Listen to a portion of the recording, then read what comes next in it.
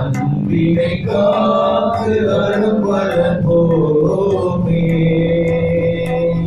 அரும்பலன் போமே. அன்பில் பிறந்த இறை குலநாமே, அன்பினை காத்து அரும்பலன் போமே, அரும்பலன் போமே.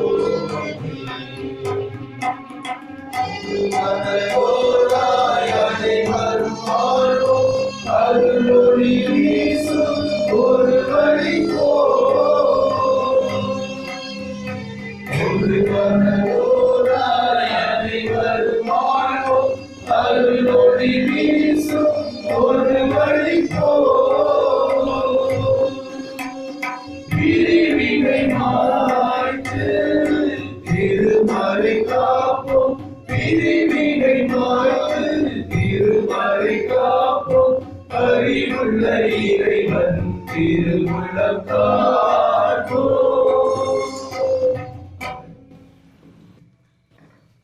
தந்தை மகன் தூயாவின் பெயராலே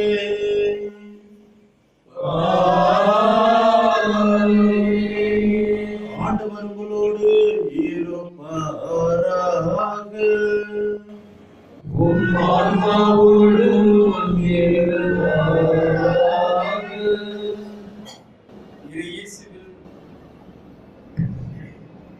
இயேசுவில் அன்பு மாந்தர்களில் நமது குடும்பங்கள் நாளும் நம்பிக்கையில் வளர இன்று திரு அவை திருக்குடும்ப விழாவை கொண்டாடுகிறது.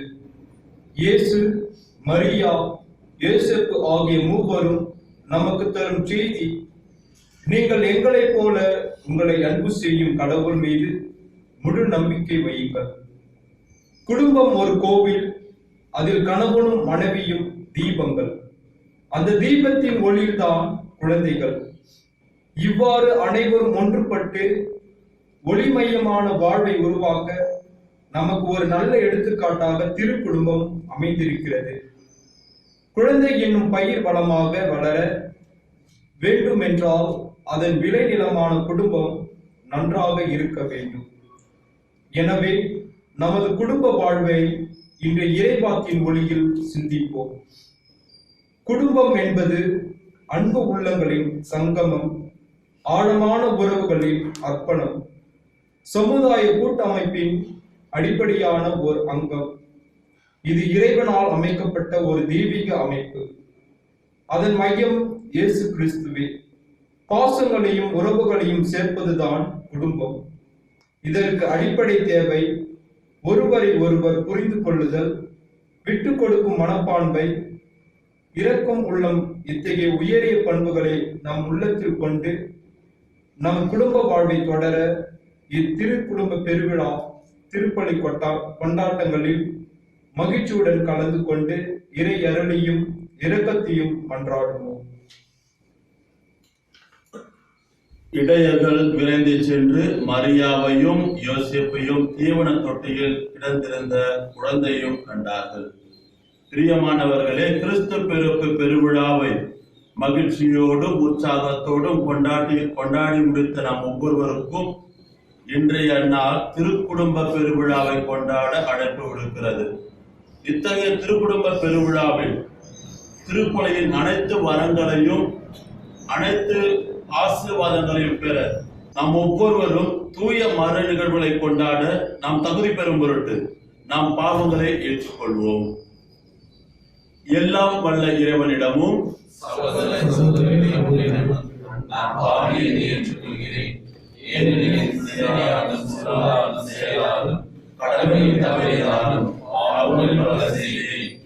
என் பாவமே என் பாவமே என் பெரும் பாவமே அவர்களால் எப்பொழுதும் கனியான மரியாதையும் வாழ்ந்ததையும் சகோதர சகோதரிகளையும் நாம் இறைவனாகிய ஆண்டவரிடம் இடமாக மன்றாடுகிறேன். எல்லாம் வல்ல இறைவன் நம் மீது இரக்கம் வைத்து நம் பாவங்களை மன்னித்து நம்மை நிலைவாழ்வுக்கு அழைத்து செல்வாராக. ஆமென்.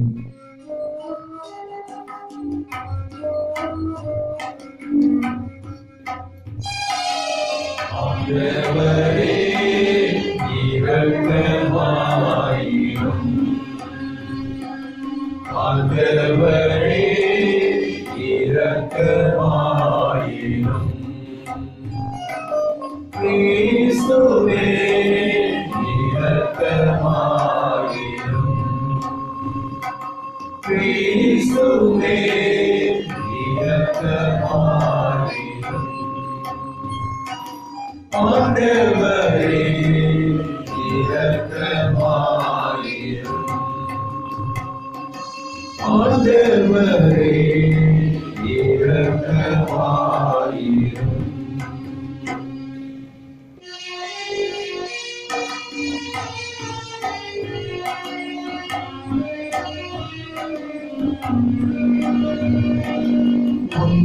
உன்னதங்களிலே கடவுளுக்கு ஆசி உண்டாகுக. உலகிலே கண்பானதோர்க்கு அருளியாகுக. உம்மை புகழ்கின்றோம், உம்மை வாழ்த்துகின்றோம்,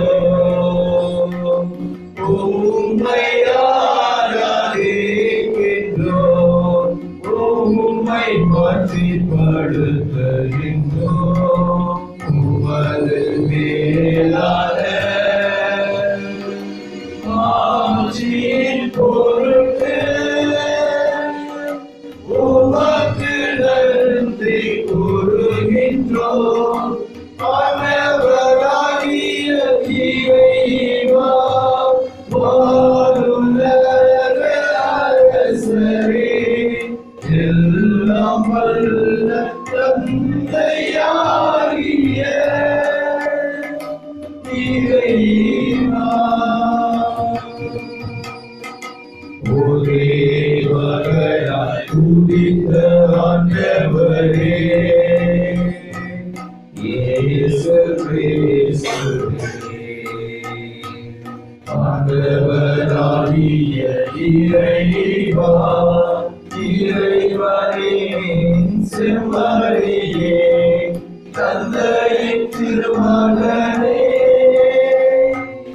உலகின் பாவங்களை போக்குபவரே, எங்கள் மேல் இரக்கமாயிரும். உலகின் பாவங்களை போக்குபவரே, எங்கள் மன்றாட்டை ஏற்றருளும். தந்தையின் வலப்பக்கம் வீற்றிருப்பவரை எங்கள் மேல் இரக்கமாயிரும். ஏனெனில் இயேசு கிறிஸ்துவே நீர் ஒருவரே தூயவர், நீர் ஒருவரே ஆண்டவர், நீர் ஒருவரே உன்னத தூய ஆவியாரோடு தந்தையாகிய இறைவனின் ஆட்சியில் இருப்பவர் நீரே.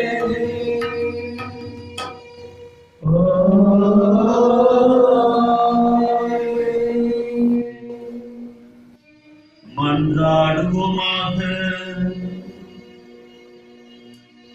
இறைவா, எங்களுக்கு திருக்குடும்பத்தின் சிறப்பு எடுத்துக்காட்டை அளிக்க திருவுளமான உம்மை நாங்கள் வேண்டுகின்றோம். குடும்ப பண்புகளிலும் அன்பிலும் பிணைப்புகளிலும் நாங்கள் அதை பின்பற்றி உமது இல்லத்தின் நிலையான பரிசை மகிழ்வுடன் பெற செய்வீராக. உம்மோடு தூயாவின் ஒன்றிப்பில் இறைவனாய் என்றென்றும் வாழ்ந்து ஆட்சி செய்கின்ற அவர் வழியாக உம்மை மன்றாடுகின்றோம்.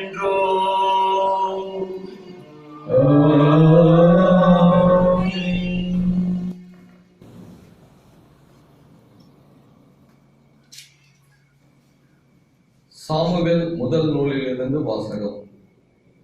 உரிய காலத்தில் அன்னா கருவுற்று ஒரு மகனை பெற்றெடுத்தார்.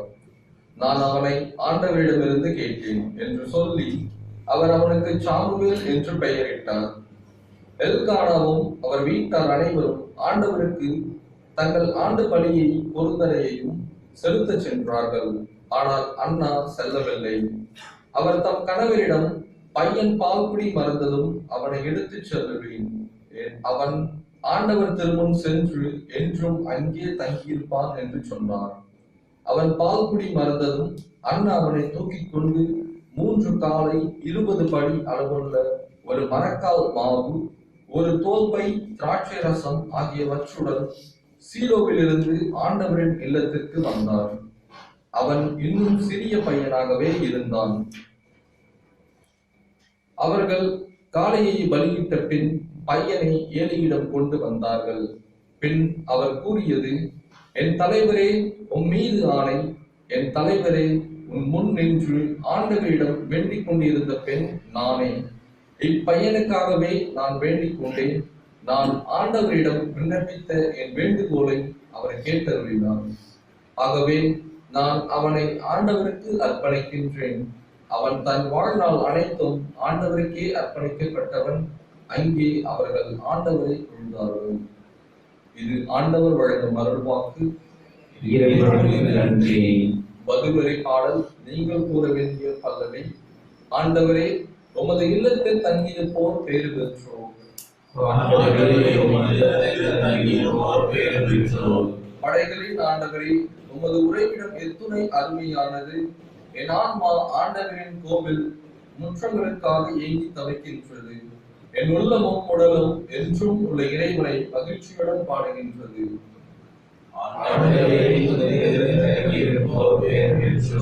உமது இல்லத்தில் தங்கியிருப்போர் நற்பெயர் பெற்றோர்.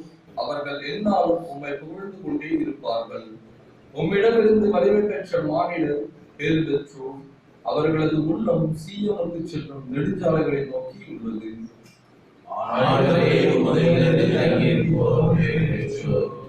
படைகளின் ஆண்டவரே, என் விண்ணப்பத்தை கேட்டருளும். யாக்கோபின் கடவுளே, எனக்கு செவி சாய்த்தருளும். எங்கள் கேடயமாகிய கடவுளே, கண்ணோக்கும். நீர் திருப்பொழிவு செய்தவரின் முகத்தை கனிவுடன் பாரும்.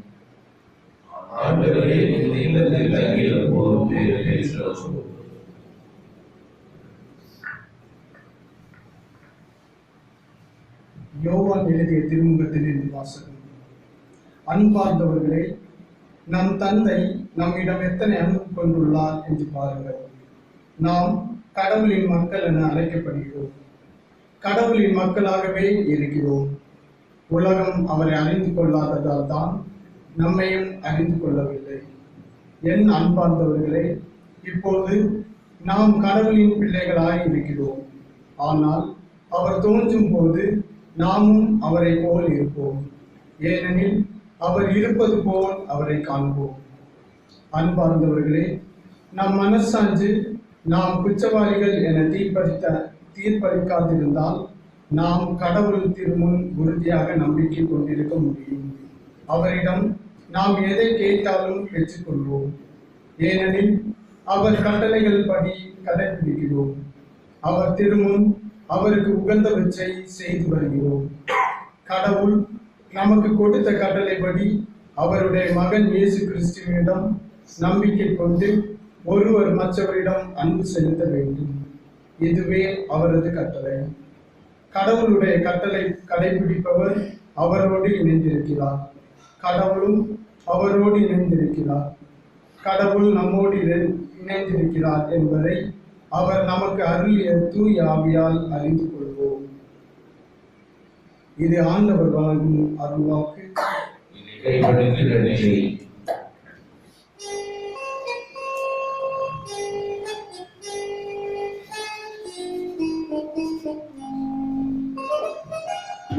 Alleluia, Alleluia.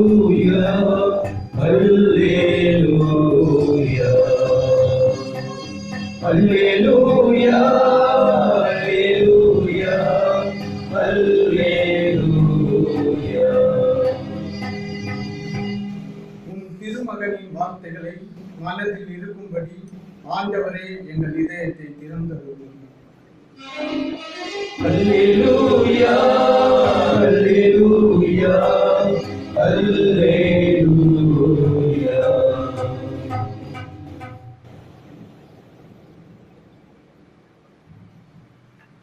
ஆண்டவர் உங்களோடு இருப்பாராக.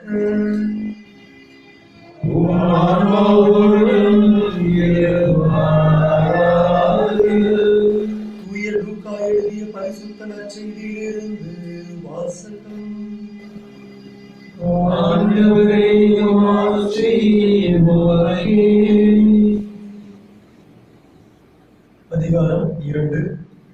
இறை வார்த்தைகள் 41 52 முடிய. ஆண்டுதோறும் இயேசுவின் பெற்றோர் பாஸ்கா விழாவை கொண்டாட எருசலேமுக்கு போவார்கள். இயேசுவுக்கு 12 வயது ஆனபோது வழக்கப்படி விழாவை கொண்டாட எருசலேம் சென்றனர். விழா நாட்கள் முடிந்து அவர்கள் திரும்பிய போது சிறுவன் இயேசு எருசலேமில் தங்கிவிட்டார்.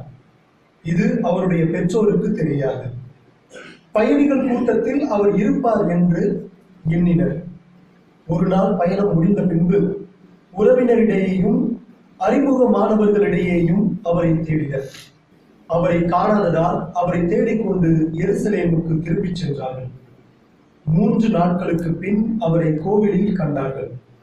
அங்கே அவர் போதகர்கள் நடுவில் அமர்ந்து அவர்கள் சொல்வதை கேட்டுக்கொண்டும் அவர்களிடம் கேள்விகளை எழுப்பிக் கொண்டும் இருந்தார். அவற்றை கேட்ட அனைவரும் அவருடைய புரிந்து கொள்ளும் திறனையும் அவர் அளித்த பதில்களையும் கண்டு மலைத்து போயினர்.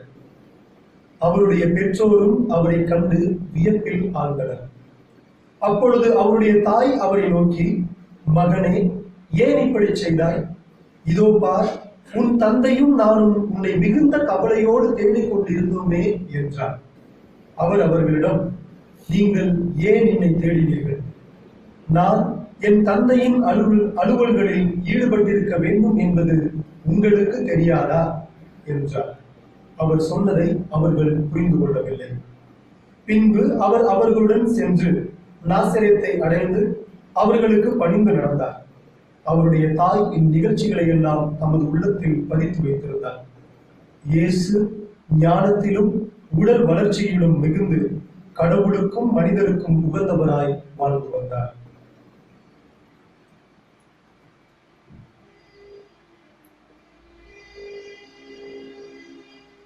ஆண்டவரின் அருள்வாக்கு. இயேசுவே, உமக்கு புகழ்.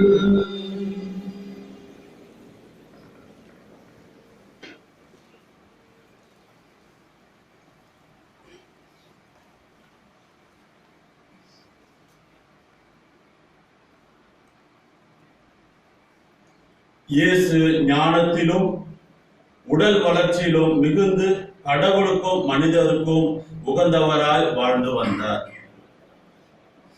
கடவுளுடைய அன்பிற்கும் பாசத்திற்கும் கிறிஸ்து பிறப்பிற்கும் மிகவும் நெருக்கமான அருள் தந்தையர்களே, அருள் சகோதரர்களே, சகோதர சகோதரிகளே மற்றும் இணைத்தர நண்பர்களே, உங்கள் அனைவருக்கும் கிறிஸ்து பிறப்பின் பெருவிழா வாழ்த்துக்களையும், எல்லாமல்ல இறைவன் நம்மோடு இருக்கிறார், நம்மை பேணி காப்பார் என்ற மகிழ்ச்சியான செய்தியையும் பகிர்ந்து கொள்வதில் மிகுந்த மகிழ்ச்சி.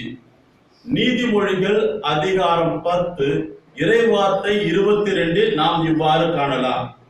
ஆண்டவரின் ஆசி செல்வம் அளிக்கும், அச்செல்வம் துன்பம் கலவாது இருக்கும். பிரியமானவர்களே, கிறிஸ்து பிறப்பு நாம் ஒவ்வொருவருக்குமே ஒரு ஆசி. அத்தகைய ஆசி பெற்ற நாம் கிறிஸ்து பிறப்பு விழாவை நேற்றைய தினம் மிகவும் மகிழ்ச்சியாக, சந்தோஷமாக, குதூகலமாக கொண்டாடிய நாம், குழந்தை இயேசுவை முகமுகமாக தரிசித்த நாம் இன்று திருக்குடும்ப பெருவிழாவை கொண்டாட அழைப்பு தாயாம் திருச்சபை விடுக்கிறது. திருக்குடும்ப பெருவிழா. பிரியமானவர்கள், திருக்குடும்ப பெருவிழாவை பற்றி நான் கூறுவதற்கு முன்பாக உங்களிடம் ஒரு சில கேள்விகளை முன்வைக்க ஆசைப்படுகிறேன். முதல் கேள்வி, நேத்து கிறிஸ்துமஸ். பல பேர் முகநூலிலும், பல பேர் வாட்ஸ்அப்பிலும், பல பேர் பல விதமான வாழ்த்து செய்திகளை மற்றவர்களோடு பகிர்ந்து இருப்பீர்கள், பகிர்ந்து கொண்டே இருக்கிறீர்கள், பகிர்வீர்கள். என்னுடைய கேள்வி, கிறிஸ்து பிறப்பிற்கு எதை நீங்கள் பகிர்ந்தீர்கள்? ஏன்னா எனக்கு நிறைய வாட்ஸ்அப் மெசேஜ் வந்தது.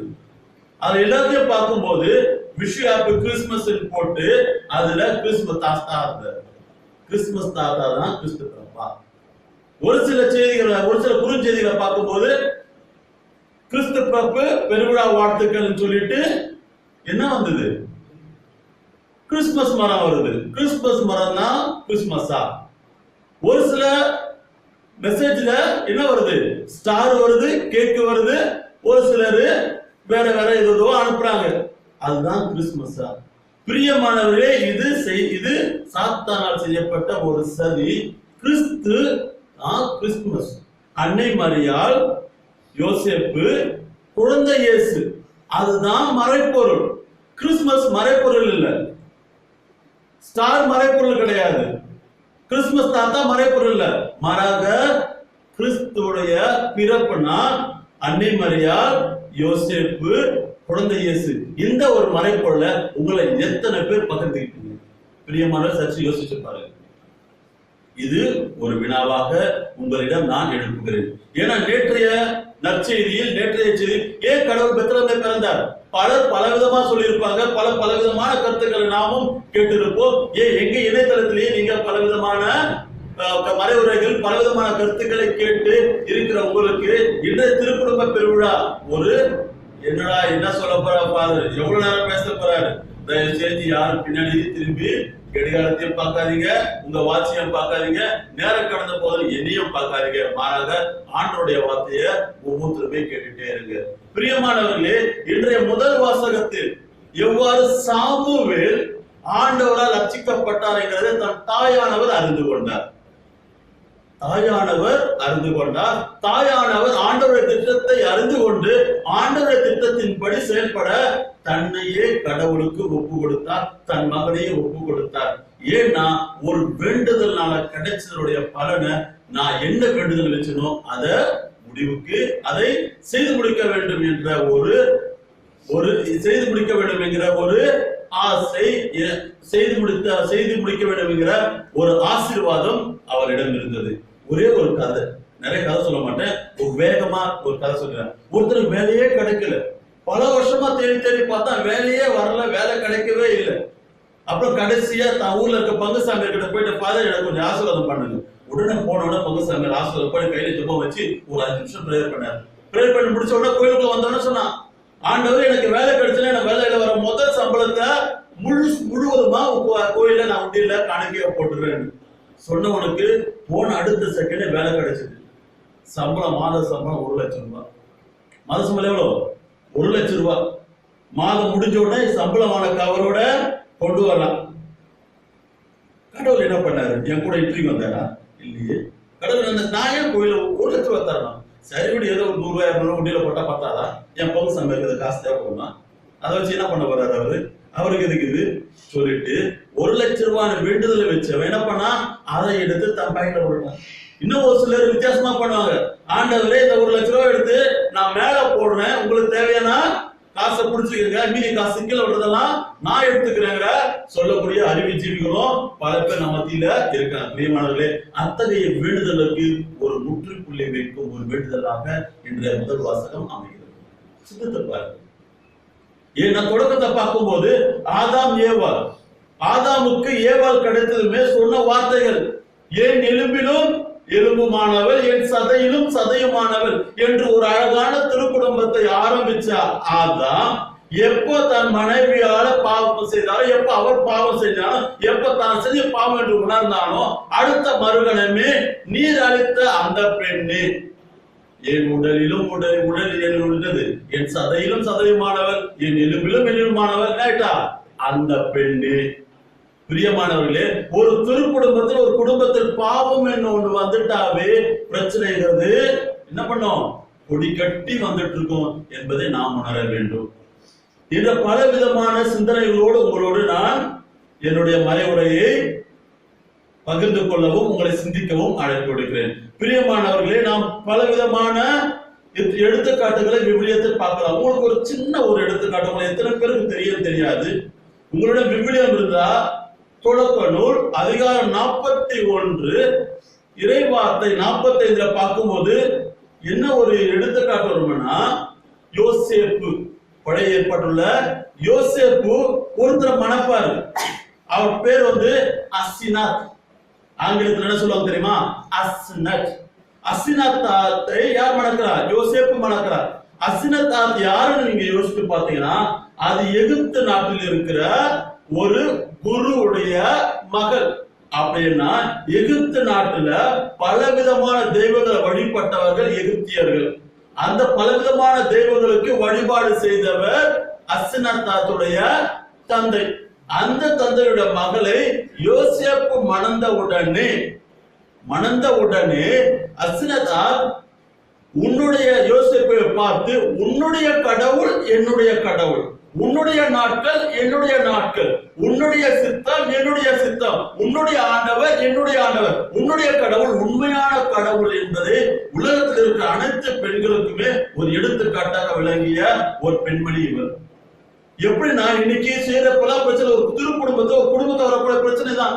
திருமணமான பிறகு, திருமணமாகி புதுசா வாழ்க்கை ஆரம்பிச்ச உடனே சொல்லுவாங்க மனைவிமார் நிறைய பேர் சொல்லுவாங்க, இல்ல எங்க வீட்டுல இருக்கும்போது நான் 24 மணி நேரமே பார்த்துட்டு தான் இருப்பேன், எங்க வீட்டுல இருக்கும்போது அந்த டிவி தான் பார்த்துட்டு இருப்பேன், ஆனா இங்க வந்ததுல இருந்து எல்லா வேலையும் ஒழுங்கா செஞ்சுட்டு இருக்கும். பல பேர் அதை விட அதிகமா பண்ணா, எங்க வீட்டுல டெய்லி முகத்தின் பிரியாணியும் இல்லாட்டா அசிஃபி பிரியாணி தான் டெய்லி பாக்கெட்டா ஆன்லைன்ல போட்டு ஆர்டர் பண்ணி சாப்பிடுற எண்ணுக்கு இங்க கூட்டம் இந்த நாள பார்த்தா உப்புமாவும் இட்லியும் தோசைமா கொடுத்து என்ன கொள்றே.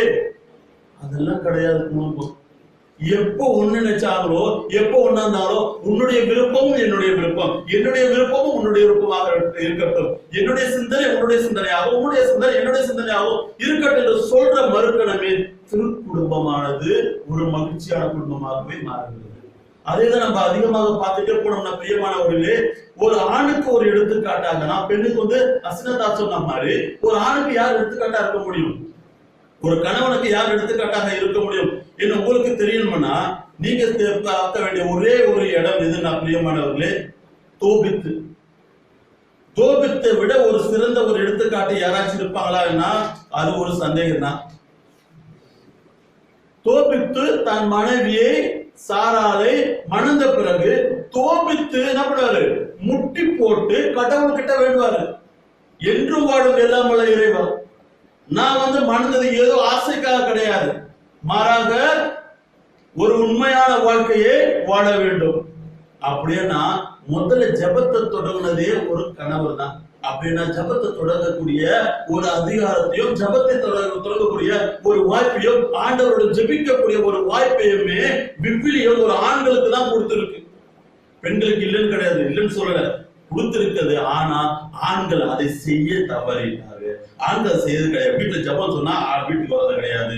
வீட்டுல ஏதாச்சும் கோயிலுக்கு போனா கடைசியில ஏச்சுக்கிற ஆள் அவனாதான் இருப்பான். வீட்டுக்கு ஏதாச்சும் ஒரு போனோம்னா எல்லாத்துக்கும் ஒரு முட்டுக்கட்டை போடக்கூடிய கால சூழ்நிலையை நாம் தள்ளப்பட்டிருக்கோம். இன்னைக்கு ஒரு பெண் ஒரு குடும்பத்துல இல்லைன்னா, அந்த பெண் அந்த குடும்பத்திற்கு குடும்பத்தை ஜபத்தையோ குழந்தைகளுடைய கிறிஸ்துவ பத்திய மதிப்பீடுகளை சொல்லிக் கொடுக்கலன்னா, அந்த குழந்தை எப்பேற்பட்ட குழந்தையாக மாற வேண்டும் என்று பாருங்கள். ஏன்னா இது எல்லாமே ஒரு ஆணுடைய கடமை, இது எல்லாமே ஒரு கணவனுடைய கடமை, இது எல்லாமே ஒரு தகப்பனுடைய கடமை.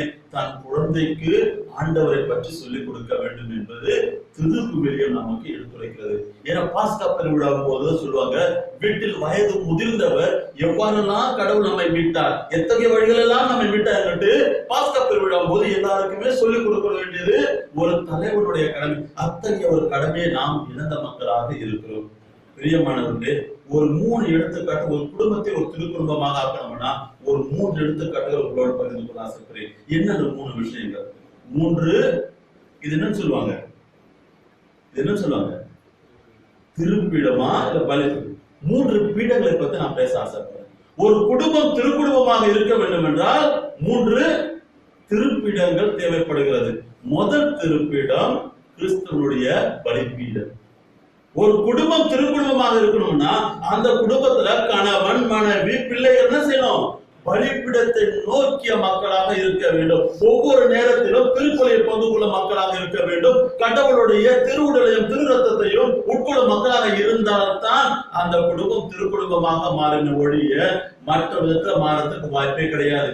ஞாயிற்றுக்கிழமை கோயிலுக்குன்னு சொன்னாதான் உடனே என்ன பண்ணுவாங்க, ஏதாச்சும் வேற ஒரு ப்ரோக்ராம் பண்ணுவாங்க. ஞாயிற்றுக்கிழமை கோயிலுக்கு போகணும்னு சொன்னாதான் அன்னைக்கு தலைவலி வரும், கால் வலி வரும், உடம்பு வலி வரும். ஞாயிற்றுக்கிழமை கோயிலுக்கு போகணும்னு சொன்னாதான் அன்னைக்கு என்ன வரும், வேற யாராச்சும் விசிட்டர்ஸ் வருவாங்க. அன்னைக்குதான் சிக்கன் வாங்குறதுக்கு, மட்டன் வாங்குறதுக்கும், மீட் வாங்குறதுக்கு அன்னைக்குதான் போவாங்க. போய் நான் வரல, நீங்க மட்டும் கோயிலுக்கு போயிடு. பிரியமானவர்கள், இத்தகைய குடும்பங்கள் திருக்குடும்பங்களாக இருக்க வாய்ப்பே கிடையாது. ஏன்னா பலிப்பிடம் இல்லாத குடும்பம் திருக்குடும்பமாக இருக்க முடியாது. ஏன்னா கிறிஸ்துவனுடைய பிரசன்னம் திருக்குடும்பமாக மாறுகிறது. எப்பொழுது அன்னை மரியாள், யோசேப்பு, இயேசு கிறிஸ்து இருந்தார்களோ அந்த குடும்பம் திருக்குடும்பமாகவே கருதப்பட்டது, திருக்குடும்பமாக வாழ்ந்தார்கள். திருக்குடும்பத்திற்கு ஒரு எடுத்துக்காட்டு. எப்பவுமே கோயிலுக்கே போவாதாங்க, எங்க குடும்பம் நல்லா திருக்குடும்பம்னா அது மொத்த உலகத்துல இருக்க பெரிய பொய்ன்னு நினைச்சுக்க வேண்டியதுதான். கோயிலுக்கே போக மாட்டாங்க, ஆனா சந்தோஷமா கல்யாணம் பண்ணி பெரியவங்களை நம்பவே நம்பாதீங்க. கோயிலுக்கு போகாம, நம்பி உட்கொள்ளாம, ஜெபமாலையை ஜெபிக்காம, ஆண்டவருடைய திருப்பலியில் பங்கு கொள்ளாம இருக்க குடும்பங்கள் திருக்குடும்பங்கள் அல்ல. இரண்டாவது, முதல் குடும்பம், முதல் பீடம் என்னது, கல்வாரி பலி பீடம். இரண்டாவது பீடம் ஒண்ணு இருக்கு, என்னதுன்னா சாப்பிடக்கூடிய ஒரு மேசை.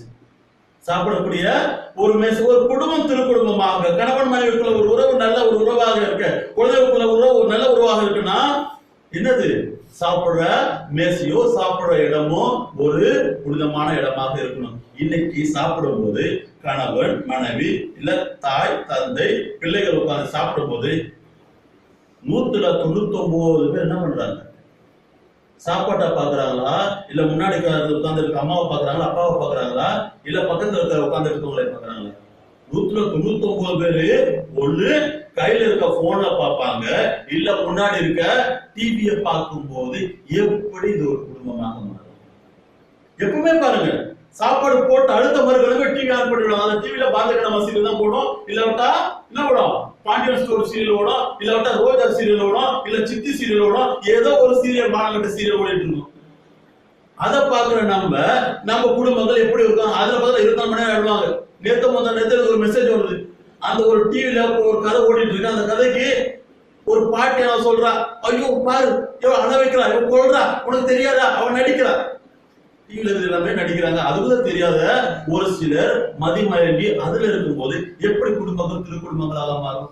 பிரியமானவர்களே, மேசையில உட்காரும் போது, சாப்பிடும் போது கணவன் மனைவி இல்ல தாய் தந்தை பிள்ளைகள் தங்கள் குடும்பத்தில் இருக்கிற ஒரு சில நிகழ்வுகளை, தங்களுக்குள்ள ஏற்பட்ட மகிழ்ச்சியான தருணங்கள், தங்களுக்குள்ள ஏற்பட்ட ஒரு சில கவலை, அதை பகிர்ந்து கொள்ளும் போது, அதை பற்றி ஒருவரோடு பேசும்போது, அதை ஒன்றாக இருக்கும்போது, ஒன்னா சாப்பிடும் போது கணவன் மனைவியை பார்த்து, உண்மையை நீ சமைச்ச சாப்பாடு நல்லா இருக்கு, குழந்தை அம்மா சாப்பாடு நல்லா இருக்குமா, மனைவி நல்லா சாப்பிடுங்க, இந்த கொஞ்சம் அதிகமா சாப்பிடுங்க, அப்படி சொல்லி சொல்லி சொல்லி வளர்க்கிற குடும்பங்கள் எவ்வளவு ஒருமையாக, எவ்வளவு சந்தோஷமா, எவ்வளவு மகிழ்ச்சியா இருக்கும். அதை விட்டு அவர் டிவியே பார்ப்பாராம், இந்த குழந்தை போனை பார்க்குமா, அந்த அம்மா எதை பார்ப்பாங்க, பார்த்துட்டே இருக்கு. அப்ப நம்ம சொல்றோம், இது ஒரு திருக்குடும்பமா? இது திருக்குடும்பம் இல்ல, இது ஒரு செல்போன் பைத்திய குடும்பமா இருக்கும், இல்ல ஒரு டிவி பைத்திய குடும்பமா இருக்கும். அத்தகைய மாற்றங்கள் நம்மில் ஏற்பட வேண்டும்.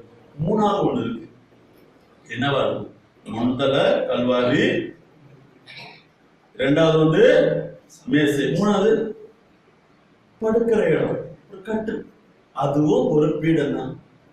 கணவன் மனைவியோ தாய் தந்தையோ 1000 பிரச்சனைகள் வரலாம், காலையில இருந்து சாயங்காலம் வர பலவிதமான மிஸ் அண்டர்ஸ்டாண்டிங் வரலாம், பலவிதமான வேறுபாடுகள் இருக்கலாம். ஆனா எப்ப தாங்க 2 பேருமே கணவன் மனைவியும் பிள்ளைகளும் எப்ப தான் என்னது கட்டிலுக்கு போயிட்டு படுக்க போறாங்களோ, அதுக்கு முன்னாடி இருக்க எல்லா பிரச்சனைகளுக்குமே ஒரு முடிவு கட்டலன்னா, அடுத்த நாள் அதே கோபத்தோட படுத்தாங்கன்னா பிசாசு என்ன பண்ணும்னா அந்த கோபத்தை பல மடங்காகிட்டு அடுத்த நாள் எழுச்சிக்கும் போது கோபம் விஸ்வரூபம் எடுக்கும். பிரியமானவர்களே, என்ன முக்கியமானது மூன்றாவது, ஏன்னா தோபித்து என்ன பண்றாரு, அந்த பலிப்பிடத்துலதான் என்னது தூங்கத்துக்கு முன்னாடிதான் தான் மனைவி சாராளை கூப்பிடுறாரு, வா கூப்பிட சாராளை கூப்பிட்டு ஆண்டவரை பார்த்து ஜெபிக்கிற தொபியாத்து அதை கேட்ட சாரால் ஆமேன்ங்கிற ஒரு பதில கொடுக்குறாங்க. பிரியமானவர்களே, மூன்றாவது பலிப்பீடம், மூன்றாவது பீடம், அது உறங்கும் அறை. அந்த அறையில ஜெபம் கிடையாது. அந்த அறையில ஒரு இரவு ஜெபம் இல்ல. அந்த அறையில பிதாசு நினைக்கிற ஒரு ஜெபத்துக்கே வாய்ப்பே கிடையாது. அந்த அறையில 4 பக்கம் சிலுவை போட்டு ஆண்டோட அருள் வேணும், அதுவும் கிடையாது. அந்த அறைக்குள்ள போட்டியும் பொறாமை, அந்த அறைக்குள்ள ஏதாவது பிரச்சனை இருக்கும் போது எப்படிப்பட்ட குடும்பமாக இந்த குடும்பங்கள் இருக்கும்? பிரியமானவர்களே, 3 பீடங்களை பற்றி நாம் சிந்தித்தேன். ஏன் இது ஒரு திரு குடும்பம், ஏன் இது ஒரு மிக முக்கியமான ஒரு குடும்பம் என்று நம்ம திருச்சபை நமக்கு சொல்லுதுன்னு கேட்டோம்னா, இன்றைய 2வது வாசகம் ஒரு சிறந்த ஒரு எடுத்துக்காட்டாகவும், இன்றைய பதிலுரை பாடல் அதற்கு ஏற்றவர் ஆண்டவருடைய இல்லத்தில் தங்கி இருப்போர் யார்? என்ன ஒரு முறை நான் ஆண்டவருடைய இல்லத்தில் தங்கி இருப்போர் யார் என்கிறது ஒரு முறை நான் மறைவுரை சொல்லிட்டேன். இன்னைக்கு ஆண்டவருடைய இல்லத்தில் ஆண்டவரே உமது இல்லத்தில் தங்கியிருப்போர் பேறு பெற்றோர். யாரெல்லாம் ஆண்டவருடைய இல்லத்தில் தங்கி இருக்க முடியும்? யாரெல்லாம் ஆண்டவருடைய இல்லம் எது? பிரியமானவர்கள், ஒவ்வொரு ஆலயமே ஆண்டவருடைய இல்லம் என்கிறத இயேசு கிறிஸ்து தன் வாயால் என்னுடைய தந்தையுடைய இல்லத்தை என்ன காக்காதுங்க கல்வருடைய கூட்டமாக அப்படின்னா, ஒவ்வொரு ஆலயமே ஒவ்வொரு ஜெபிக்கக்கூடிய இடமே ஆண்டவருடைய ஆலயம், ஆண்டவருடைய இல்லம். அப்ப ஆலயம் எது? ஆலயம் எதுன்னு நமக்கு தெரியணும்னா, முதல் கொரிந்தியர் அதிகாரம் 3 இறைவார்த்தை 19-20 வாசிக்கும் போது நாம் ஒவ்வொருவருமே தூய ஆவியாருடைய ஆலயங்கள். அதே 1 கொரிந்தியர் அதிகாரம் 6 இறைவார்த்தை 16-17 வாசிக்கும் போது நாம் ஒவ்வொருவருமே கடவுளுடைய ஆலயங்கள். 1 கொரிந்தியர் அதிகாரம் 12 இறைவார்த்தை 27 வாசிக்கும் போது நாம் ஒவ்வொருவருமே ஆண்டவர், ஒரு கிறிஸ்துவனுடைய உடலுடைய உறுப்புகள். ஆக புஷ்பராஜ் என்கிறான்னா ஆண்டவருடைய ஆலயம், பரிசுத்த ஆவியாருடைய ஆலயம், கடவுளுடைய ஒரு உறுப்பாக இருக்கிறன்னா எவ்வளவு புனிதமாக இருக்கும். அவர் கணவன் என்கிறவரு ஆண்டவருடைய ஆலயம், தூயாவியனுடைய ஆலயம், கிறிஸ்துவனுடைய மறுபிறப்ப கிறிஸ்துவனுடைய உடலா இருக்கும்போது மனைவி ஆண்டவருடைய ஆலயம், தூயாவியனுடைய ஆலயம், குழந்தைகள் இருக்கும்போது அந்த 3 இணைப்பு ஒரு திருக்குடும்பமாக மாறுகிறது. ஏன்னா ஞானத்தின் வழியாக நீங்களும் நானும் கிறிஸ்துவனுடைய பிள்ளையாக என்ன பண்ணப்பட்டோம்? உயர்த்தப்பட்டோம். நம்முடைய பாவ நிலையிலிருந்து நாம் அகற்றப்பட்டு கிறிஸ்துவனுடைய பிள்ளைகளாக நம்ம ஒவ்வொருவருக்குமே வாழ வாய்ப்பு கொடுத்த நாம் தாயாம் திருச்சபை. அதே ஒரு தாயாம் திருச்சபை கிறிஸ்துவனுடைய உடலை உட்கொள்ள நற்கரணை வழியாக நம்ம அனைவருக்கும் ஒரு வாய்ப்பு கொடுத்தது. அதே தாயாம் திருச்சபை உறுதிப்பூசல் வழியாக தூய ஆவியான துணையை உறுதிப்படுத்தியது. அதே திருச்சபை கணவனுக்கும் மனைவிக்குமான, இது அடுத்த ஒரு பிரச்சனை, கணவன மனைவிக்குமான என்னது திருமணம் என்கிறது பல பேர் நினைச்சிட்டு இருக்காங்க. இது ஒரு ஒப்பந்தம். திருமணங்கிறது ஒரு ஒப்பந்தம் கிடையாது. ஆங்கிலத்தில் ஒரு வார்த்தை சொல்லுவாங்க, கான்ட்ராக்ட். இது ஒரு கான்ட்ராக்ட் கிடையாது. இத்தனை வருஷம் நான் அவனோட இருப்பேன், இந்த பிரச்சனை வந்துச்சு நான் ஓடி போவேன், இந்த நாள் ஓடிப்பேன். பிரியமானவரே, ஒரு என்ன சொல்றது, ஒரு பேசிக் அப்படின்னா ஒரு என்ன சொல்ற அடித்தளமான ஒரு உண்மையை மறந்துட்டாங்க. திருமணம் என்கிறது ஒரு ஒப்பந்தமோ, திருமணம் என்கிறது ஒரு கான்ட்ராக்டோ, திருமணம் என்கிறது ஒரு நேரத்திற்கு இல்லைன்னா சொல்லுவாங்க எக்ஸ்பயர் ஆகிற ஒரு நிலைமை கிடையாது. திருமணம் என்பது ஒரு உடன்படிக்கை. எவ்வாறு கடவுள் ஆபிரகாமுக்கும் தந்தையாக யாவே கடவுளுக்கும் ஒரு உடன்படிக்கை ஏற்பட்டதோ அதே போல்தான் திருமணம் என்பது கணவனும் மனைவிக்குமான ஒரு உடன்படிக்கை. இரண்டாவது சொல்லணும்னா கிறிஸ்துவுக்கும் திருச்சபைக்குமான ஒரு உடன்படிக்கை தான் கணவனும் மனைவிக்குமான ஒரு உடன்படிக்கை. எவ்வாறு கிறிஸ்து திருச்சபை மீது அன்பு கொண்டிருக்கிறாரோ, எவ்வாறு திருச்சபை கிறிஸ்து மீது அன்பு கொண்டிருக்கிறதோ அதே போல கணவனும் மனைவி அன்பு கொண்டு. அப்படின்னா என்ன அர்த்தம் தெரியுமா? டைவர்ஸுக்கு வாய்ப்பே கிடையாது. திருமணம் இடப்படுதுன்னா குடும்பத்தில் பிரச்சனை வருதுன்னா என்னன்னா, ஒண்ணு இறந்தாதான் திருமணம் என்கிற ஒரு உறவுக்கு ஒரு முடிவு வரும். ஆக பிரியமானவர்களே, நான் விட்டுட்டு போய் நான் புரிய மாட்டேங்குது, தெரிய மாட்டாது. அதுக்கு ஒரு சிறந்த எடுத்துக்காட்டு நம்ம ஆதாம் தான். ஆதாமுக்கு பிரச்சனை வரும்போது, துன்பம் வரும்போது ஒரே ஒரு வார்த்தை சொல்றாரு, ஆண்டவரே நீ கொடுத்த அந்த பெண்ணை எனக்கு இந்த கனியை கொடுத்தா முடிஞ்சு போச்சு. கடவுள்கிட்ட திருமணத்தை பிரச்சனையா, குடும்பத்தை பிரச்சனையா, நேரா போங்க ஆண்டவர்கிட்ட போங்க. ஏன்னா மனைவியை நீங்கள் தேர்ந்தெடுக்கவில்லை, மாறாக உங்களுக்கு கடவுளால் அருளப்பட்டவர். நீங்க என்ன சொன்னா, நான் போய் பொண்ணை பார்த்தேன், நான் போயிட்டு அதை அந்த 4-5 என்ன சொல்லுவாங்க, என் ஒப்பந்தம் என்னது என்ன சொல்லுவாங்க, சாஸ்திரங்கள் பார்த்தேன், நான் எத்தனை ஒப்பந்தம் இருக்கு பார்த்தேன், 1000 ஒப்பந்தங்கள் கரெக்டா இருந்துச்சு. அதெல்லாம் கிடையவே கிடையாது. யாரோ எங்கேயோ பிறந்த ஒண்ணு, யாரோ எங்கேயோ பிறந்த ஒருத்தர் கடவுள் தான் இணைக்கிறார். கடவுள் நினைச்சா அவரு கடவுள் உனக்கு ஒரு மனைவியாக கொடுத்த கடவுள். பிள்ளைகளை நீ கேட்கிற, எனக்கு இந்த பிள்ளை தான் வேணும், இந்த காரில் தான் வேணும், அதெல்லாம் நீ கேட்கவே இல்லை. கடவுள் மாறாக இவதான் பிள்ளைன்னு கொடுத்தாருன்னா அந்த பிள்ளை பிரச்சனை ஆச்சுன்னா அதை வைக்காதுல. ஆண்டவர் சிலுவையில் இருக்கீங்களா, ஆண்டவர் எங்க போயிட்டீங்களா, எனக்கு ஒரு பிள்ளை கொடுத்துருக்கா, அந்த பிள்ளை திருந்த மாட்டேன் அவர்கிட்ட கண்ணீரோடு ஜெபிக்கணும். எனக்கு குடும்பங்கள்ல கண்ணீரோடு ஜெபிக்கிற குடும்பங்கள் மிக கம்மி. வேலைக்கு போனா மட்டும்தான் முட்டி போட்டு கண்ணீரோட ஜெபிச்சு போகும்போது அந்த ஜெபத்துக்கு வல்லமா இருக்கு, அது நடக்கிறாங்க. பிரச்சனை என்னன்னா நம்ம கண்ணீரோட ஜெபிக்கிறது இல்லை, வேலை போய் கண்ணீரோட ஜெபிக்கல. இருக்க கோயில இருக்க வீட்டுல கண்ணீரோட ஜெபிச்சாவே அந்த ஜெபத்துக்கு வல்லமை அதிகம் என்பதை விடுதலை பண்ண நமக்கு தெரியப்படுத்துகிறது. இஸ்ராயல் மக்கள் என்ன பண்ணாங்க?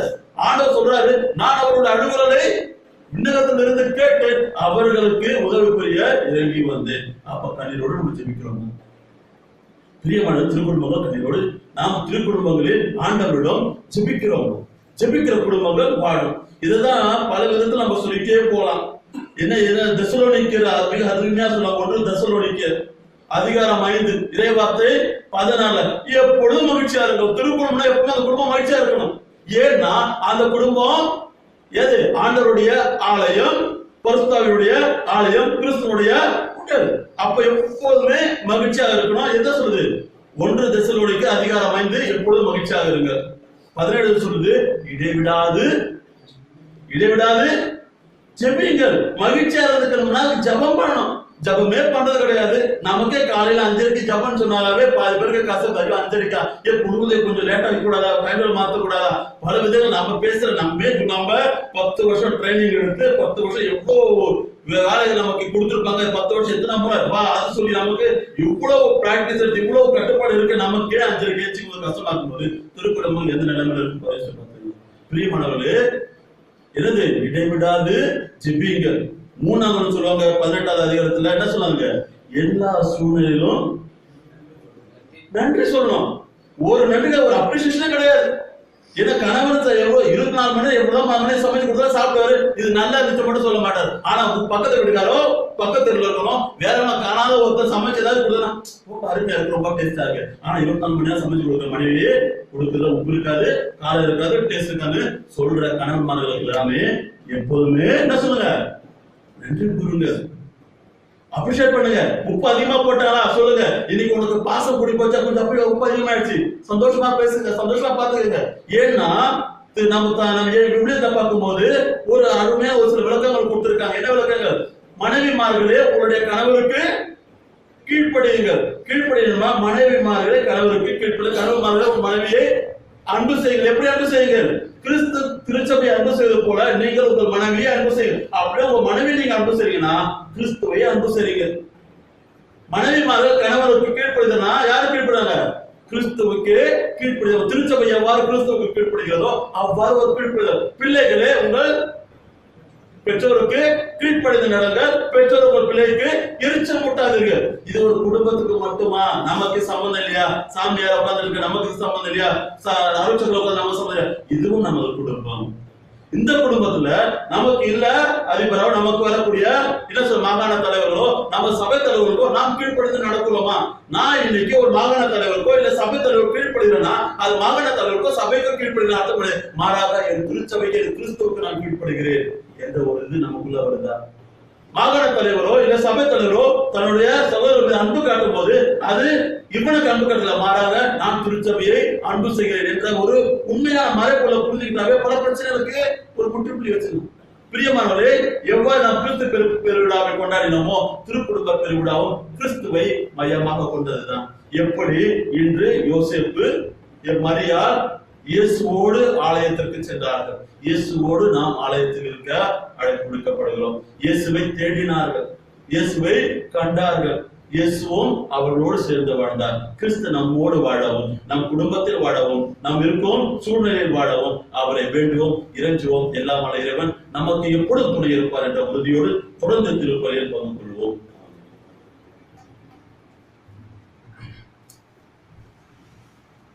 பிரியமானவர்களே, எழுந்து நின்று மகிழ்ச்சியான இந்த நாளில் திருக்குடும்ப பெருவிழாவில் நாம் ஒவ்வொருவரும் நமது விசுவாசத்தை அறிக்கையிடுவோம்.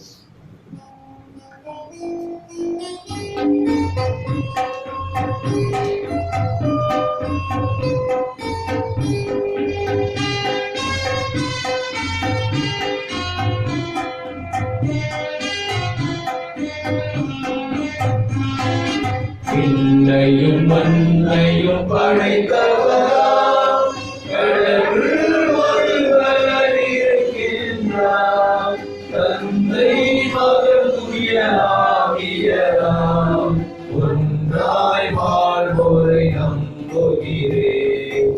தூய ஆவியின் வல்லமையால் இறைமகன் நமக்காய் மனிதரானார்.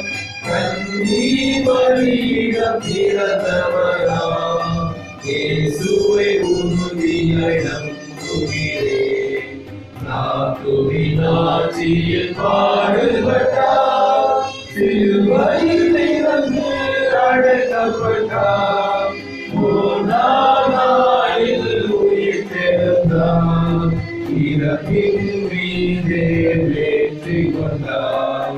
விண்ணகம் வாழும் தந்தையிடம் அரியணை கொண்டு இருக்கின்றார். உலகம் முடியும் காலத்திலே நடுவரை திரும்பவும் வந்திடுவார். தூய ஆவியாரை நம்புகிறேன், பாரினில் அவர் துணை வேண்டுகிறேன். பாவ மன்னிப்பு தூய்மை பெற்று பரிகார வாழ்வில் நிலைத்திடுவேன். திரு அவை உழைப்பதை நம்புகிறேன், புனிதர்கள் உறவை நம்புகிறேன். உடலின் உயிர்ப்பை இறை வாழ்வை உறுதியுடனே நம்புகிறேன்.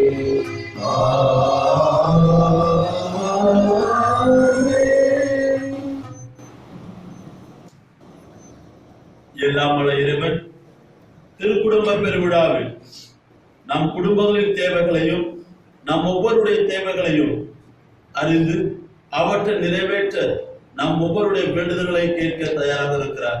நம் ஒவ்வொருவரும் நமது மனதிலும் நமது உள்ளத்த ஆழத்திலும் திருச்சபையினுடைய ஜெபங்களையும் ஆண்டவர் முன் சமர்ப்பிப்போம்.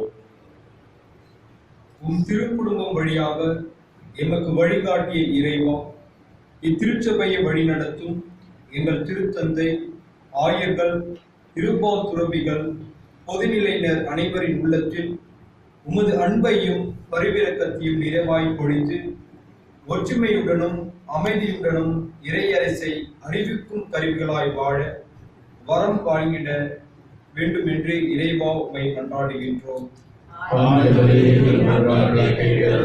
கீழ்ப்படிதலின் மகிமையை உம் திருக்குடும்பத்தின் வழியாக உணர்த்திய எம் இறைவா, எங்கள் குடும்பங்களில் இறைமகன் வாழ்ந்து காட்டிய அதே வழியை நாங்களும் கடைபிடித்து எங்கள் குடும்பங்கள் கோவிலாய் ஒளிர்ந்திட எமக்கு சுயநலமற்ற அன்பும் அடுத்திருப்பவருடன் நட்பு பாராட்டும் நல்ல உள்ளங்களை தர வேண்டும் என்று இறைவா உம்மை மன்றாடுகின்றோம். ஏழைகளுக்கு நற்செய்தி அறிவிக்க ஏழை போல் பிறந்த இயேசுவே, உமது பிறப்பின் மகிழ்ச்சியை எங்களில் உள்ள ஏழை குடும்பங்களோடும் குழந்தைகளோடும் பகிர்ந்து கொள்ளவும், துன்பங்களினால் அவதியுறும் மக்களுடன் பணிபுரியவும், அவர்களின் வாழ்க்கை ஆதாரங்களை உயர்த்திட வரமருள வேண்டும் என்று இறைவா உம்மை மன்றாடுகின்றோம். அன்பை பகிர்ந்து அளிக்க எம்மை தேடி வந்த எம் அன்பு இறைவா, இந்த நல்ல நாளில் கணவன் மனைவி பிள்ளைகள் என்று மகிழ்வுடன் வாழ இவ்வுலகில் எதிர்நீச்சல் போட்டு அமைதியான குடும்ப வாழ்க்கை நடந்த வரமருள தர வேண்டும் என்று இறைவா உம்மை மன்றாடுகின்றோம். நாம் ஒவ்வொருவரும்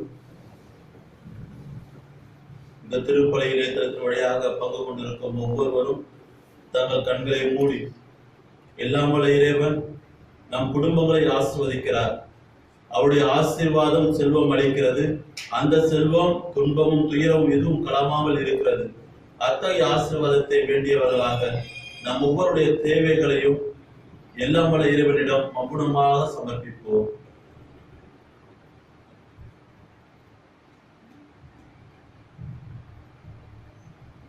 எல்லாம் வல்ல இறைவா, கிறிஸ்து பிறப்பு பெருவிழாவை கொண்டாடிய அதே கையோடு திருக்குடும்ப பெருவிழாவை தாயாம் திருச்சபையோடு இணைந்து கொண்டாடி கொண்டிருக்கும் எங்கள் ஒவ்வொருவர் மீது ஆசீர்வதிக்க வேண்டும் என்று உண்மை மன்றாடுகிறோம். உங்களுடைய ஆசீர்வாதம் எங்களுக்கு செல்வத்தையும், அந்த செல்வத்தில் எந்த துன்பமும் கலவாமல் இருக்க உமது திருமகனாகிய இயேசு கிறிஸ்து வழியாக உண்மை மன்றாடுகின்றோம். ஆமென்.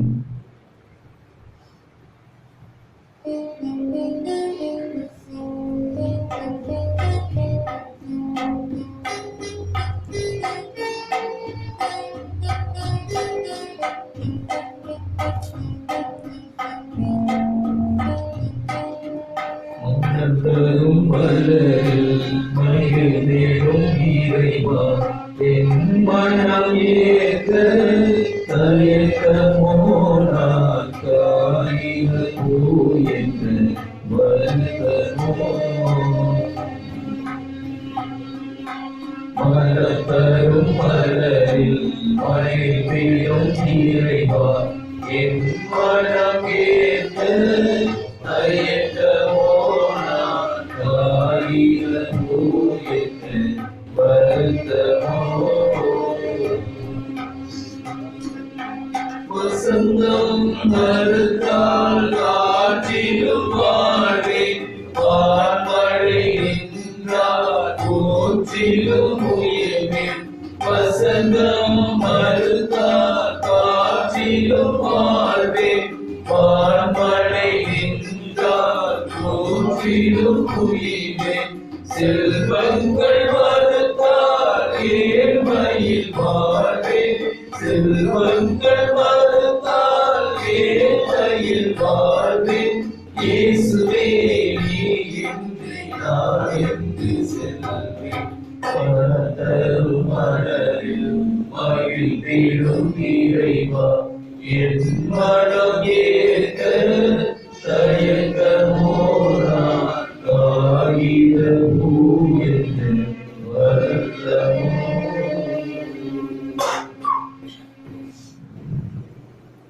சகோதர சகோதரிகளே, என்னுடைய உங்களுமான இப்பலி எல்லாம் வல்ல தந்தையாக இறைவனுக்கு ஏற்றதாகும்படி மன்றாடுங்கள்.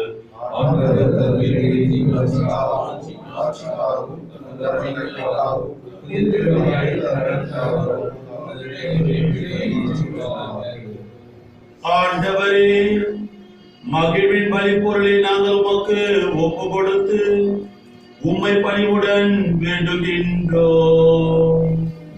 ஆதனால் கடவுளின் கன்னித்தாய் புனித யோசேப்பு ஆகியோருடைய பரிந்துரையின் உதவியால் எம் குடும்பங்களை உம் அருளில் அமைதியிலும் உறுதியாய் நிலைநிறுத்துவீராக. எங்கள் ஆண்டவராய கிறிஸ்து வழியாக உம்மை மன்றாடுகின்றோம்.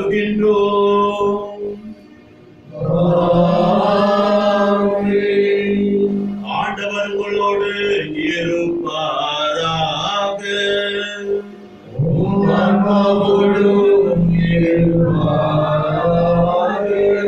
இதயங்களை மேலே எழுப்புங்கள்.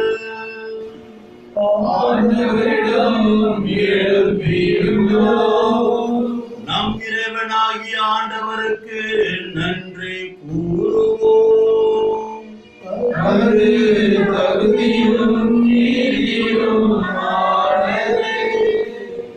ஆண்டவரே, தூயவரான தந்தையே, என்றுமுள்ள எல்லாம் வல்ல இறைவா, எங்கள் ஆண்டவராகிய கிறிஸ்து வழியாக எந்நாளும் எவ்விடத்திலும் நாங்கள் உமக்கு நன்றி செலுத்துவது மெய்யாகவே தகுதியும் நீதியுமாகும். எங்கள் கடமையும் மீட்புக்குரிய செயலுமாகும். எமக்கு மீட்பு தரும் உறவு பரிமாற்றம் கிறிஸ்துவில் என்று ஒளி வீசுகின்றது. ஏனெனில் உம் வாக்கு வலு குறைந்த எங்கள் இயல்பை எடுத்தது போது சாவுக்குரிய மனிதத்தன்மை முடிவில்லா மாற்றி பெறுவது மட்டுமல்லாமல் நாங்களும் வியப்புக்குரிய இந்த உறவு ஒன்றிப்பினால் நிலைப்பாடில் பங்கு பெறுகின்றோம். ஆகவே வானதூத திரளோடும் ஒன்று சேர்ந்து நாங்கள் உம்மை புகழ்ந்தேற்றி மகிழ்ச்சியுடன் அறிக்கையிட்டு பாடுவதாவது: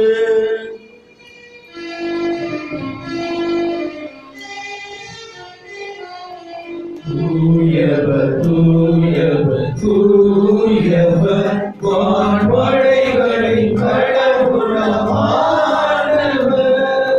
விண்ணகமும் மண்ணகமும் உமது மாட்சியால் நிறைந்துள்ளன உன்னதங்களிலே ஓசன்னா உன்னதங்களிலே ஓசன்னா ஆண்டவர் பெயரால் வருகிறவர் ஆசி பெற்றவர் உன்னதங்களிலே ஓசன்னா உன்னதங்களிலே ஓசன்னா. ஆண்டவரே, நீர் மெய்யாகவே தூயவர். உம்முடைய படைப்புகள் எல்லாம் உம்மை புகழ்வது தகுவே. ஏனெனில் உம் திருமகனாகிய எங்கள் ஆண்டவர் இயேசு கிறிஸ்து வழியாக தூய ஆவியாரின் செயலாற்றலால் அனைத்தையும் உய்வித்து தூய்மைப்படுத்துகின்றேன். கதிரவன் தோன்றி மறையும் வரை உமது பெயருக்கு தூய காணிக்கையை ஒப்பு கொடுக்குமாறு உமக்கென மக்களை இடையராது ஒன்று சேர்த்து வருகின்றேன். எனவே ஆண்டவரே, உமக்கு அர்ப்பணிக்க நாங்கள் கொண்டு வந்துள்ள காணிக்கைகளை அதே ஆவியால் தூய்மைப்படுத்த உம்மை தாழ்மையுடன் மன்றாடுகிறோம். இவ்வாறு உம் திருமகனாகிய எங்கள் ஆண்டவர் இயேசு கிறிஸ்துவின் உடலாகவும் இரத்தமாகவும் இவை மாறுவனவாக. அவர் படித்தவாறே இம்மர நிகழ்வுகளை கொண்டாடுகின்றோம். ஏனெனில் அவர் காட்டிக் கொடுக்கப்பட்ட இரவில் அப்பத்தை எடுத்து உமக்கு நன்றி செலுத்தி அதை ஆசி வழங்கி அதை பிட்டு தம் சீடர்களுக்கு அளித்து அவர் கூறியதாவது: அனைவரும் இதிலிருந்து பெற்று உண்ணுங்கள், ஏனெனில் இது உங்களுக்காக கையளிக்கப்படும் என் உடல்.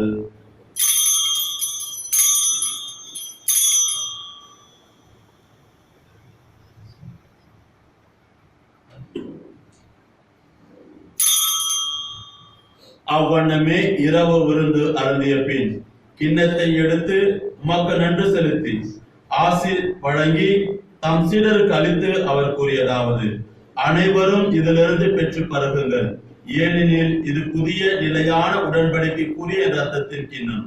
இது பாவ மன்னிப்புக்கென்று உங்களுக்காகவும் பலருக்காகவும் சிந்தப்படும். இதை என் நினைவாக செய்யுங்கள்.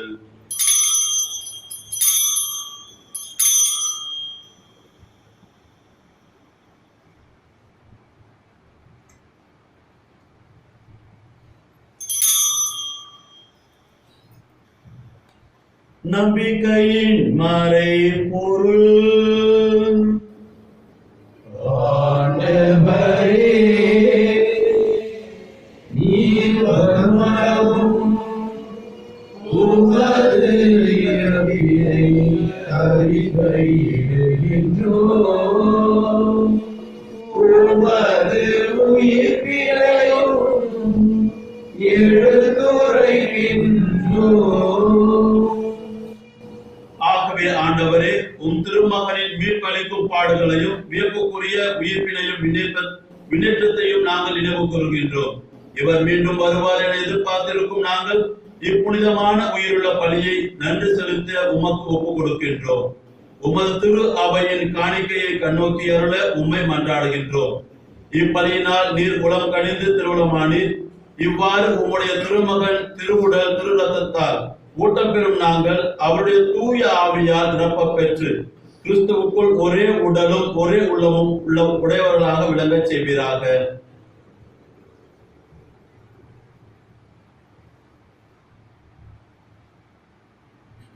இவரே எங்களை உமக்கு என்று காணிக்கையாக்குவாராக. இவ்வாறு உம்மால் தேர்ந்து கொள்ளப்பட்டவர்களோடு முதலாக புனிதமிக்க கன்னியும் கடவுளின் தாயுமான மரியா, அவருடைய கணவரான புனித யோசேப்பு, புனித திருத்தூதர்கள், மாட்சிமிகு மறைசாட்சியர்கள் மற்றும் புனிதர் அனைவரோடும் நாங்கள் உரிமை பெற்றுக்கு தகுதியுடையோர் ஆவோமாக. இவர்களின் வேண்டுதலால் நாங்கள் என்றும் உமது உதவியை பெறுவோம் என உறுதியோடு இருக்கின்றோம்.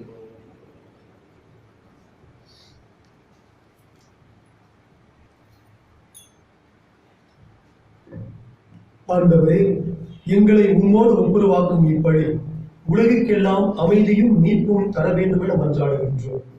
இவ்வுலகில் பயணம் செய்யும் உமது திரு அவையில் சிறப்பாக உம் அடியாராகிய எங்கள் திருத்தந்தை பிரான்சிஸ், எங்கள் ஆயர் நீதிநாதன், ஏனைய ஆயர்கள், திருநிலையினர், உமக்கு சொந்தமான மக்கள் ஆகிய அனைவரையும் நம்பிக்கையிலும் அன்பிலும் உறுதி பெறச் செய்வீராக. நீர் விரும்பியபடி உம் திருமுன் நிற்கின்ற இக்குடும்பத்தின் வேண்டல்களுக்கு கனிவுடன் செவி சாய்த்துள்ளோம். கனிவுள்ள தந்தையே, எங்கும் சுதனுடனுக்கும் உம்முடைய பிள்ளைகளை கனிவுடன் உம்மோடு சேர்த்துக் கொள்ளும்.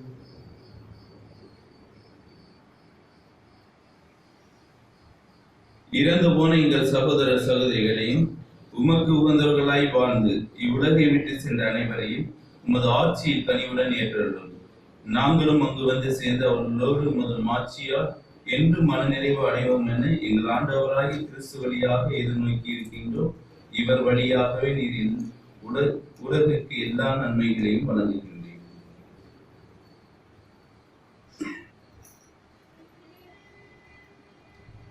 இவர் வழியாக இவரோடு இவரில் எல்லாம் வல்ல இறைவனாகிய தந்தையே, தூய ஆவியாரின் ஒன்றிப்பில் எல்லா புகழும் மாட்சியும் என்றென்றும் உமக்கு உரியதே.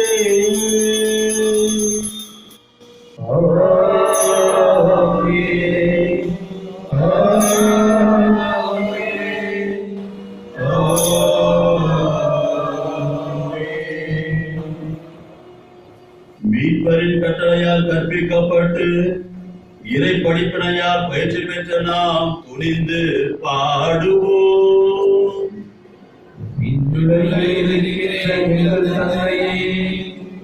உமது பெயர்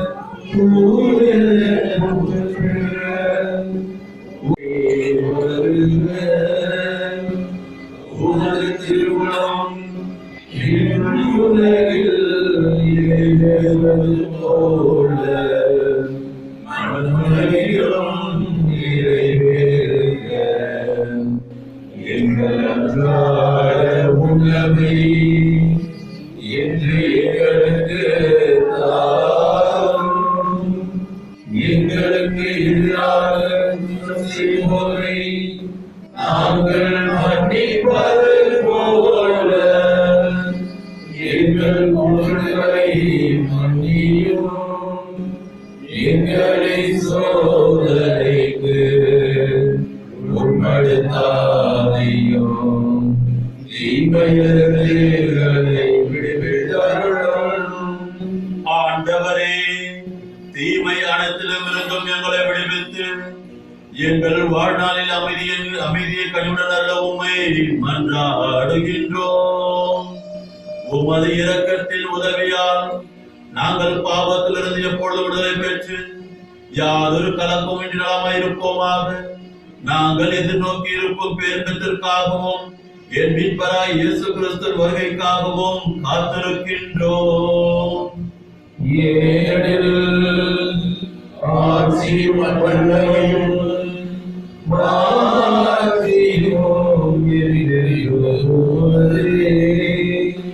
ஆண்டவரே இயேசு கிறிஸ்துவே, அமைதியை உங்களுக்கு விட்டு செல்கின்றேன், என் அமைதியை உங்களுக்கு அளிக்கின்றேன் என்று திருத்துதலுக்கு மொழிந்தீரேன். எங்கள் பாவங்களை பாராமல் உமது திரு அவையின் நம்பிக்கையை கண்ணோக்கி உமது திருவுளத்திற்கு ஏற்பதற்கு அமைதியும் ஒற்றுமையும் அளித்தல்வீராக. என்றென்று வாழ்ந்து ஆட்சி செய்கின்றவர் நீரே. ஆண்டவருடைய அமைதி உங்களோடு என்றும் இருப்பதாக.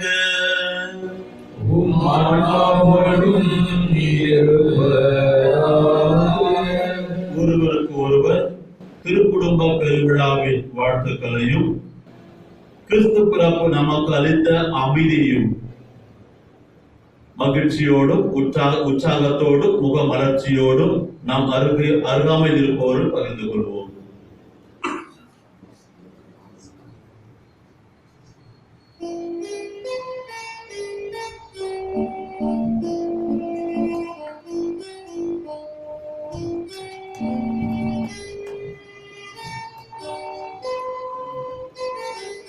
உலகின் பாவம் போக்கும் இறைவனின் செம்மறியே எம்மேல் இரக்கம் வையும். உலகின் பாவம் போக்கும் இறைவனின் செம்மறியே எம்மேல் இரக்கம் வையும். உலகின் பாவம் போக்கும் இறைவனின் செம்மறியே எமக்கு அமைதி அருளும். எமக்கு அமைதி அருளும்.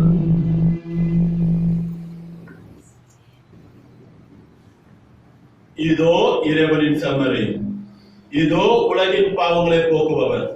நம் ஒவ்வொருவரையுமே திருக்குடும்பத்தில் வாழ, நம் ஒவ்வொருவருமே திருச்சபை என்னும் குடும்பத்தில் வாழ, நம் ஒவ்வொருவருமே அவரது அன்பில் வாழ செம்மறி விருந்திற்கு அழைக்கப்பட்ட நாம் ஒவ்வொருவருமே பெறு பெற்றோம்.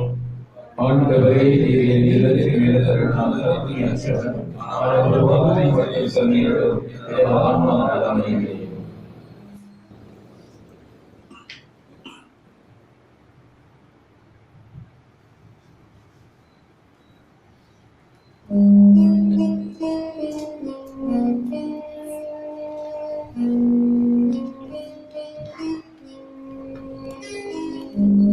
இளைய தெய்வமே என்னில் எழுந்து வா. உறவை எண்ணியே உள்ளேந்து வா. உறவை எண்ணியே உள்ளம் ஏங்குதே. உயிரே எழுந்து வா. உயிரே எழுந்து வா. இதய தெய்வமே என்னில் எழுந்து வா. அழைத்து காக்கும் தாயின் அன்பு ஒரு நாள் அழியலாம். அறவழியில் கடக்கும் அன்பு அன்பும் அழியலாம். அனைத்து காக்கும் தாயின் அன்பு ஒரு நாள் அழியலாம். அறவழியில் கடக்கும் அன்பு அன்பும் அழியலாம். ஆனால் இயேசுவே, உன் அன்பில் களியுண்டோ. ஆனால் இயேசுவே, உன் அன்பில் களியுண்டோ. என் இனிய அன்பே எழுந்து வா. என் இதய தெய்வமே என்னில் எழுந்து வா.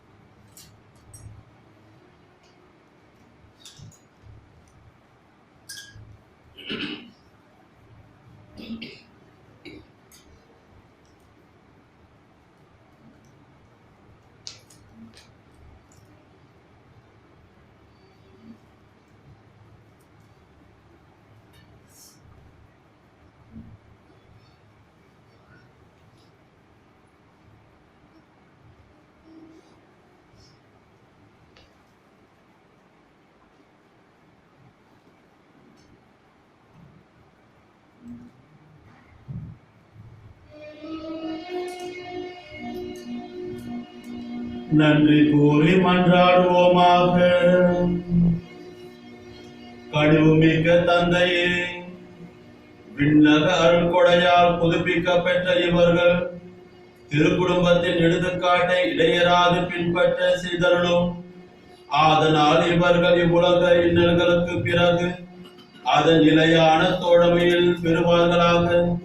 எங்கள் ஆண்டவராகிய கிறிஸ்து வழியாக உம்மை மன்றாடுகின்றோம்.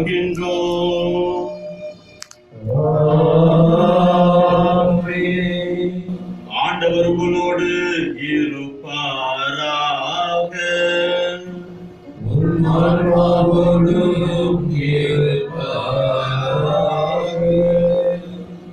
எல்லாம் வல்ல இறைவன் தந்தை மகன் தூய ஆவியார் ஆசீர் வழங்குவாராக.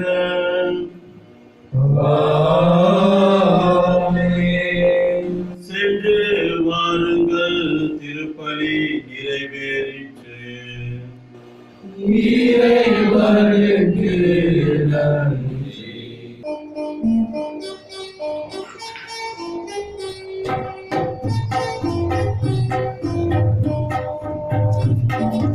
மலைமுடி அருணையை அணிந்திடுமா